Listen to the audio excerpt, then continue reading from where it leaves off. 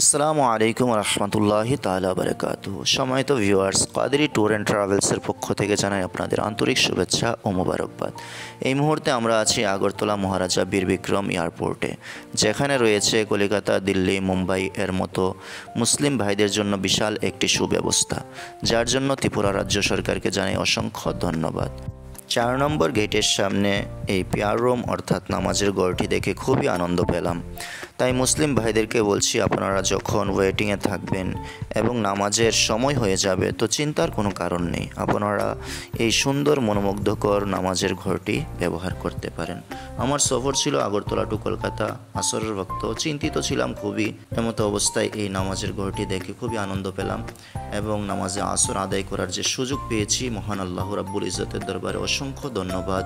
আলহামদুলিল্লাহি রাব্বিল আলামিন বিহরমতি সাইয়্যিদুল মুরসালিন সাল্লাল্লাহু তাআলা আলাইহি ওয়া আলিহি ওয়াসাল্লাম।